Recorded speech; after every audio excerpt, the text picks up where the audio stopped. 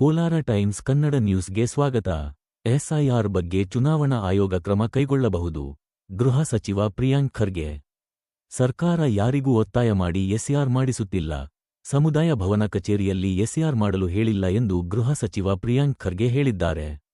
ಬೆಂಗಳೂರಿನಲ್ಲಿ ಮಾಧ್ಯಮದವರೊಂದಿಗೆ ಮಾತನಾಡಿದ ಅವರು, ಎಸ್ಐಆರ್ ಪ್ರಕ್ರಿಯೆ ಬಗ್ಗೆ ಜನರಲ್ಲಿ ಆತಂಕವಿದ್ದು, ಅದಕ್ಕೆ 12 ಪ್ರಶ್ನೆ ಕೇಳಲಾಗಿದ್ದು, ಚುನಾವಣಾ ಆಯೋಗ ಉತ್ತರಿಸಿಲ್ಲ. ಕಾನೂನು ಮೀರಿ ಯಾರೂ ಏನೂ ಮಾಡುವುದಿಲ್ಲ. ಲೋಪಗಳಿದ್ದರೆ ಚುನಾವಣಾ ಆಯೋಗ ಕ್ರಮ ಕೈಗೊಳ್ಳಬಹುದು. ನ್ಯಾಯಸಮ್ಮತ ಮತದಾರರ ಪಟ್ಟಿ ಪರಿಷ್ಕರಣೆ ಪ್ರಕ್ರಿಯೆ ಅಗತ್ಯ ಎಂದು ತಿಳಿಸಿದ್ದಾರೆ.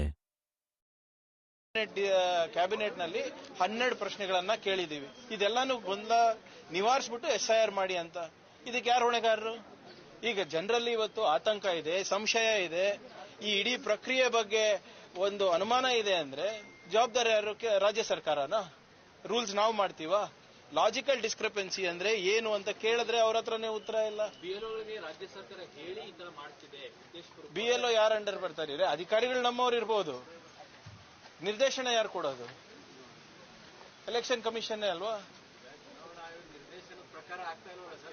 ಈಗ ಯಾರು ಆಕ್ಷನ್ ತಗೋಬೇಕು? ಆಯ್ತು ಸರ್, ನೀವು ಇದು ಹೇಳ್ತೀರಾ ನೋಡಿ. ಎಲ್ಲರೂ ಕೂಡ MLAಗಳಿರ್ಬೋದು, ಬಿಜೆಪಿ MLA ಇರ್ಬೋದು, ಕಾಂಗ್ರೆಸ್ MLA ಇರ್ಬೋದು, ಎಲ್ಲರೂ ಕೂಡ ಇದಕ್ಕೆ ಶ್ರಮಿಸ್ತಾ ಇದಾರಲ್ವಾ? ಯಾಕೆ? ಮತದಾರರಿಗೋಸ್ಕರ.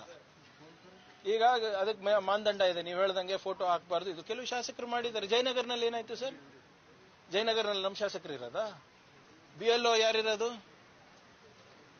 ರಾಜ್ಯ ಸರ್ಕಾರದ ಚಾಮರಾಜಪೇಟೆ, ಯಶವಂತಪುರದಲ್ಲೆಲ್ಲ ಎಲ್ಲ ಕಡೆ ಇರ್ತದೆ. ಈಗ ಆಲ್ SIR ಎಲ್ಲ ಪೊಲಿಟಿಕಲ್ ಪಾರ್ಟೀಸು ಮಾಡ್ಬೇಕಲ್ವಾ? ಈಗ ನಾಳೆ ನೀವು ಎಲೆಕ್ಷನ್ ಗೆಲ್ಬೇಕಂದ್ರೆ ನೀವು ನಿಮ್ಮ ಮತದಾರರಿಗೆ ಹಾಕ್ಸ್ತೀರಾ.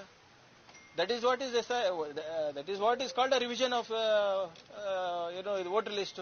ಒಂದು ಸಮುದಾಯದ ಮಸೀದಿಗಳಲ್ಲಿ ಒಂದು ಸಮುದಾಯದ. ಈಗ ನಮ್ಮ ಕಡೆ ಮೊನ್ನೆ ನನಗೆ ಮಾಹಿತಿ ಪ್ರಕಾರ ಬಂದಾಗ ಎಲ್ಲ ಒಂದು ನಮ್ಮ ಬ್ಯಾಕ್ವರ್ಡ್ ಸಮಾಜದವರು ಒಂದು ಅವ್ರದೇ ಸಮುದಾಯ ಭವನಗಳಲ್ಲಿ ಸೇರ್ಕೊಂಡು ಹಿಂಗೆ ಈ ಪ್ರಕ್ರಿಯೆ ಬಗ್ಗೆ ಜಾಗೃತಿ ಮೂಡಿಸ್ತಾ ಇದ್ರು. ಅವ್ರ ಹತ್ರ ಏನು ER ಫಾರ್ಮ್ಸ್ ಡೌನ್ಲೋಡ್ ಮಾಡ್ಕೊಂಡು ಅಲ್ಲೇ ಹಂಚ್ತಾ ಇದ್ರು. ಅದಕ್ಕೇನಂತೀರಾ? ಆತಂಕ ಯಾರಿಗಿರೋದು ಈಗ? ಅಲ್ಪಸಂಖ್ಯಾತರಿಗೆ, ದಲಿತರಿಗೆ, ಹಿಂದುಳಿದ ವರ್ಗದವರಿಗೆ, ಆರ್ಥಿಕವಾಗಿ ಹಿಂದುಳಿದ ಮೇಲ್ವರ್ಗದವರಿಗೆ. ಈಗ ಮಧ್ಯಪ್ರದೇಶನಲ್ಲಿರ್ಬೋದು, ನಿಮ್ಮ ಬಿಹಾರಲ್ಲಿರ್ಬೋದು ಮತ್ತು ಬೆಂಗಾಲ್ನಲ್ಲಿರ್ಬೋದು, ರಾಜ್ಯ ಸರ್ಕಾರ ಏನಂತ ಹೇಳಿದ್ದಾರೆ? ಯಾರು SIR ನಲ್ಲಿ ಪಟ್ಟಿನಲ್ಲಿದ್ದಾರೆ ಅವರಿಗೆ ಮಾತ್ರ ನಾವು ಆದ್ಯತೆಯನ್ನ ಕೊಡ್ತೀವಿ, ರಾಜ್ಯ ಸರ್ಕಾರ ಯೋಜನೆ ಮತ್ತೆ ಕೇಂದ್ರ ಸರ್ಕಾರ ಯೋಜನೆಗಳಲ್ಲಿ. ಆತಂಕ ಹುಟ್ಟೋದಿಲ್ವಾ? ಇದನ್ನ ನಿವಾರಣೆ ಮಾಡಬೇಕಾಗಿರೋದು ಯಾರು? ಈಗ ನಾವು ಹೋಗಿ ಅಲ್ಲಿ ಚೀಫ್ ಎಲೆಕ್ಷನ್ ಕಮಿಷನರ್ ಹತ್ರ ಟೈಮ್ ಕೇಳಿದ್ರೆ ಟೈಮ್ ಕೊಡಲ್ಲ ಅಂದ್ರೆ ನಾವೇನ್ ಮಾಡ್ಬೇಕು ಸರ್? ಕುಮಾರಸ್ವಾಮಿ, ಶೋಭಾ ಕರಂದ್ಲಾಜೆ ಆರೋಪ ಮಾಡಿದ್ರು, ಸೆಂಟ್ರಿಂದಾನೇ ಮಾನಿಟರ್ ಆಗಬೇಕು ಕರ್ನಾಟಕದಲ್ಲಿ. ಮಾಡಿ ಅಪ್ಪ, ನಿಮ್ ಕೈಲೇ ಇದೆ ಅಲ್ಲ. ಈಗ ಶೋಭಾ ಕರಂದ್ಲಾಜೆ ಅವ್ರು ಯಾವ ಪಾರ್ಟಿ ಗುರು? ಯಾರು ಕೇಂದ್ರದಲ್ಲಿರೋದು? ಬಿಜೆಪಿ. ಮಾಡಿಸಿ, ಯಾರು ಬೇಡ ಅಂದಿದ್ದಾರೆ? ಪಾರದರ್ಶಕವಾಗಿ ಮಾಡಿ ಅಂತ ಹೇಳ್ತಾ ಇರೋದಲ್ಲ ನಾವು ಕೂಡ.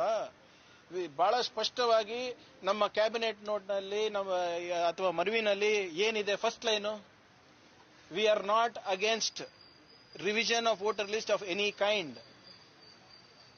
ಇದನ್ನ ಅವ್ರು ಮಾಡಲೇಬೇಕು. ಇದೇ ಅವ್ರ ಕೆಲಸ, ಎಲೆಕ್ಷನ್ ಕಮಿಷನ್ ಕೆಲಸ. ಒಂದು ಒಳ್ಳೆ ಮತದಾರರ ಪಟ್ಟಿ ಕೊಡಬೇಕು, ಚುನಾವಣೆ ಸರಿಯಾಗಿ ನಡೆಸಬೇಕು. ಇದು ಬಿಟ್ರೆ ಬೇರೆದೇನು ಕೆಲಸ ಇಲ್ಲ ಅವ್ರದ್ದು.